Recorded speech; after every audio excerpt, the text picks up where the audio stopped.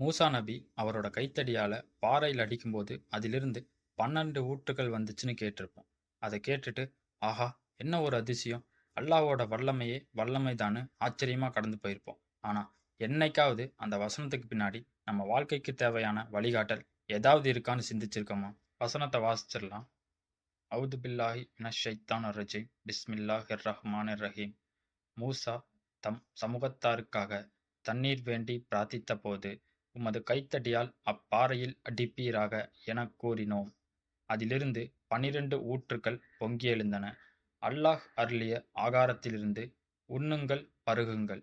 பூமியில் குழப்பம் செய்து கொண்டு திரியாதீர்கள். அத்தியாயம் 2 வசனம் 60. இந்த வசனம் நமக்கு என்ன வழிகாட்டுது?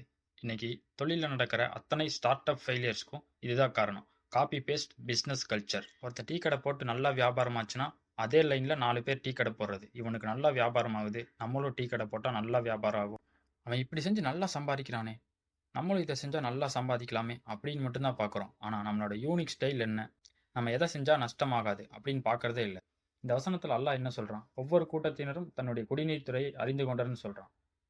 பூமியில் குழப்பம் செஞ்சுட்டு தெரியாதீங்கடா அப்படின்னு சொல்கிறான்.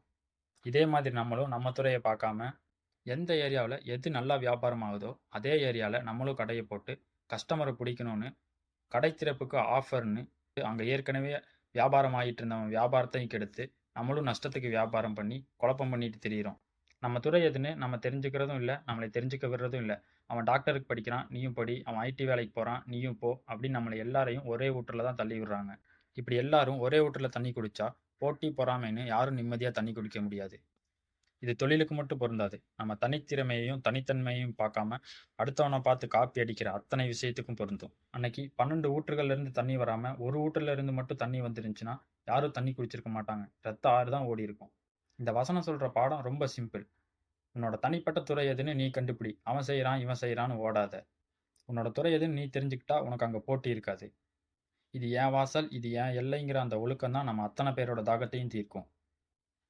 மனிதர்கள் இன்னைக்கு லட்சக்கணக்கில் காசு வாங்கிட்டு சொல்லித்தராத ஹியூமன் சைக்காலஜியையும் சர்வைவல் ஸ்ட்ராட்டஜியையும் இந்த குரான் 1400 வருஷத்துக்கு முன்னாடியே சொல்லி கொடுத்துருக்கு. உண்மையை சொல்லப்போனால் இந்த குரான் வாழ்வியல் கலைக்களஞ்சியம். நம்ம லைஃப்பை மாற்ற வந்த அட்வான்ஸ் ப்ளூ பிரிண்ட்.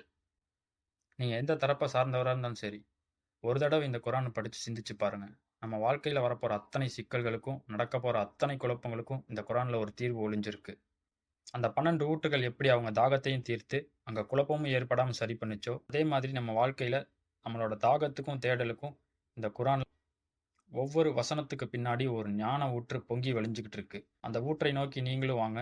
படைத்தவனோட வார்த்தைகளில் நமக்கான தாகம் கண்டிப்பாக தீரும். அஸ்ஸலாமு அலைக்கும் வரஹ்மத்துல்லாஹி தஆலா வபரகாத்துஹு.